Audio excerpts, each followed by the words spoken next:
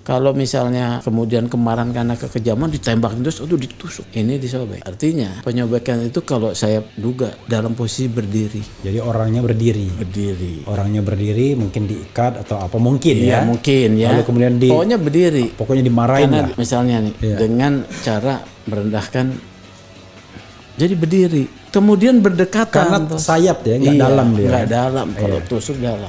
Dengan rasa jijik, rasa marah gitu ya. Emosi lah pokoknya. Emosi ya, ingat nih. Jadi berdiri. Jadi ketika sudah dilukai dulu dari jarak dekat. Baru kemudian dugaan saya, tesis saya sudah saya sampaikan di dalam liris, dia kemudian dieksekusi tanpa perlawanan. Dieksekusi tanpa perlawanan. Ini tesis saya ya. Iya.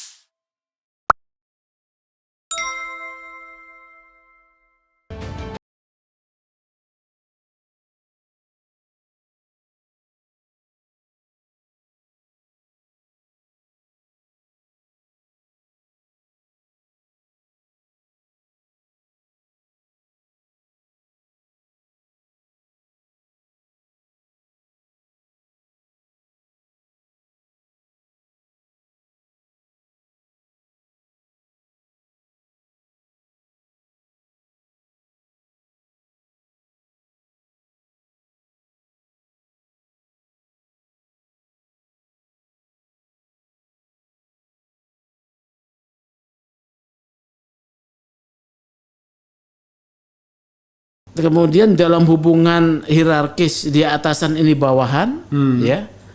Kemudian alasannya apa? Ternyata alasannya katanya si Brik Polye melakukan pelecehan terhadap Nyonya Putri dan juga pengancaman. Kemudian menembakkan 7 peluru. Oh, ditegur, ya, dia menembakkan 7 peluru, ditembak 5 peluru. Ini sudah aneh. Dia sudah aneh, ya. Karena seketika itu juga, saya hari itu juga dapat informasi ada luka sayatan. Hari itu juga saya dapat. Oke. Luka sayatan di muka? Iya, di muka sementara. Karena mohon maaf sobat era sekalian, fotonya beredar di mana-mana. Beredar di mana-mana, ya kan? Ya. Jadi ada luka di hidung yang dijahit. Jadi ada keterangan luka yang di mata, luka di bibir. Di sini satu. Ya. Di sini di hidung, di hidung sini nih, di mata. Kantung mata dua. Ini dua sayat. Iya. Jadi gitu ya. Iya. Tapi informasinya ditembak, udah nggak matching. Ini perlu. Dan tidak ada yang peluru mengenai kepala kan? Nggak ada. Oke. Katanya rekoset, proyektil pecah rekoset. Kalau rekoset, arah tembakan arah rekoset begini ini pecah. Tulang ini pecah. Ya kalau rekoset. Kalau rekoset di sini. Rekoset itu apa? Pantulan. Okay. Peluru ya. Pantulan peluru. Jadi kalau ini rekoset di sini juga jebol. Iya. Ya, di sini jebol sini kena sini kena. Enggak tersayat begitu ya? Iya. Oke. Jadi itu. Nah, kemudian kenapa Pak Ferdi Sambo saya minta nonaktif? Saya berpikir sistemik juga. Kalau orang yang punya kewenangan kemudian dilibatkan memeriksa akan terjadi distorsi. Dia nonaktifkan dulu. Nah, jadi dua itu sama keganjilan. Kita lempar tuh, ternyata bergulung, ya bergulung tuh. Bergulung-gulung seminggu penuh ini. Bergulung atau bergelombang? Bergulung-gulung lah. Berguling-guling juga. Jadi bergulung-gulung ya. Saya berpikir sederhana. Seorang yang sudah bekerja 2 tahun, bawahan, tiba-tiba berani melakukan pelecehan terhadap. Oh itu 2 tahun ya? 2 tahun. 2 tahun, ya, oke. Bekerja sebagai ajudan dan juga sopir pribadi. Melakukan pelecehan. Yang saya berpikir adalah orang ini pada saat melakukan itu terjadi perubahan psikologis mendadak. Mungkin dia minum obat, ya, atau dia kesambet, ya. Gak mungkin lagi dalam keadaan ordinary ya? Iya ordinary. Kemudian bagaimana melacaknya? Jadi memprofiling, saya ketemu kemarin diskusi di Surabaya, memprofiling tentang psikologi seseorang itu bisa dari komunikasi sebelum dia mati. Oke. Ya, di mana? Di alat komunikasi. Dia berbicara dengan siapa, suasana kejiwaannya tenang apa tidak. Ternyata dia baru bicara dengan ibunya. Katanya dia disayang oleh bapak keluarga ini. ya dianggap sebagai anak, ya. Bahkan pagi hari menyampaikan bahwa dia itu sedang mau mengantar perjalanan pulang. Itu perjalanan pulang Freddy Sambo ya? Freddy Sambo? Iya. Dari Magelang, Jakarta? Iya. Ya, itu nyonyanya nggak ikut ya? Nyonya ikut. Oh, nyonya ikut? Iya, ya, oke. Dari ceritanya begitu nyonya ikut.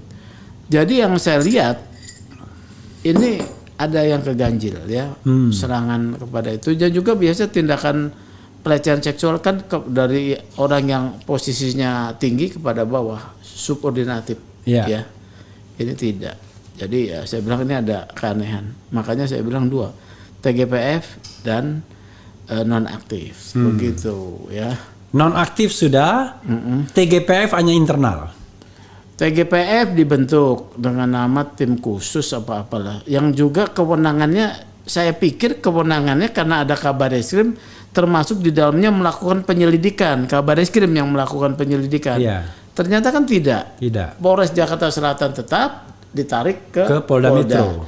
Jadi rupanya sifatnya koordinatif kalau saya lihat. Karena tidak jelaskan tuh secara terbuka tuh kewenangan sampai di mana. Nah, kan bahkan sudah dinaikkan status kasus pelecehannya ke penyidikan. Yang naik kasus pelecehannya kan sudah disebutkan pada tanggal 11. Ini pelaku pelecehan yang ditembak mati. Iya, sudah naik sekarang posisinya. Sudah naik. Iya, penyidikan. Penyidikan yang mana nih? Pelecehan. Pelecehan. Ya, kalau pelecehan cukup bukti. Kalau cerita pelecehan ya, cerita nih, benar peristiwa seperti itu kan kita tidak tahu. Karena kuncinya pada keterangan saksi ya. Nah, pelecehan menjadi tanda tanya. Kemudian ini kan belum ada laporan keluarga, tapi kita sudah tahu ada luka. Bagaimana sih mengungkap kasus pidana? Kalau itu kasus pidana tentang matinya orang, bagaimana caranya? Makanya saya ada kaitan dengan obstruction of justice. Jadi gini, kalau ditemukan mayat yang mati dengan tidak wajar, bukan karena alamiah, maka tindak yang dilakukan tuh bukan mencari orang yang tahu, bukan. Yang tindak dilakukan adalah bedah mayat, jadi otopsi. Karena mayat yang mendapatkan sebab kematian yang tidak wajar itu di tangan seorang ahli forensik, dokter forensik atau kedokteran kehakiman bisa berbicara dalam tanda kutip. Apa yang terjadi pada dia? Dia tahu ya mati karena peluru, mati karena disiksa atau apa? Iya, jadi tahu. Gitu. Itu ahlinya dokter Mu'nim tuh dulu. Kalau ada dokter Mu'nim ini seru nih, ya. Dokter Mu'nim Idris. Udah meninggal. Udah meninggal. Udah lama ya. Iya. Dulu paling top dia. Paling top. Saya sempat belajar forensik sama dia dikit-dikit, ya. Jadi harus dilihat dari itu sebab kematian. Ada luka tembak, ada aniaya. Match enggak? Dia menembak 7 peluru, ditembak mati, kemudian dilukai mukanya. Enggak match, udah mati kok. Kalau misalnya kemudian kemarahan karena kekejaman ditembak terus, itu ditusuk. Ini disobek.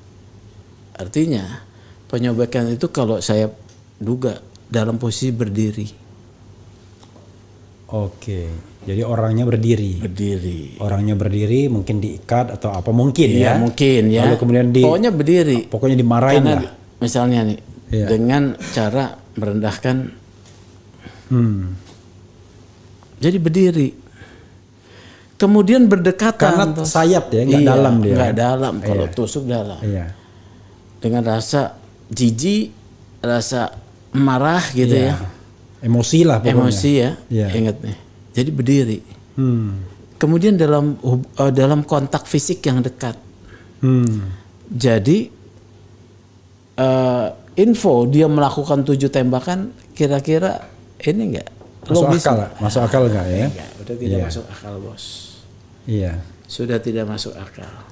Jadi ketika sudah dilukai dulu dari jarak dekat, baru kemudian dugaan saya, tesis saya sudah saya sampaikan di dalam rilis, dia kemudian dieksekusi tanpa perlawanan.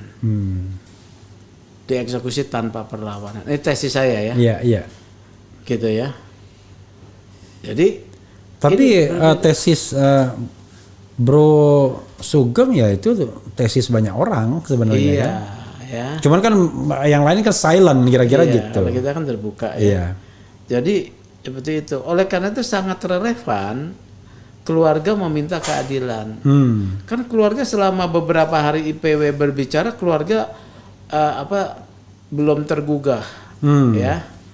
Akhirnya IPW berbicara, keluarga baru kemudian merespon, menunjuk advokat segala macam ya.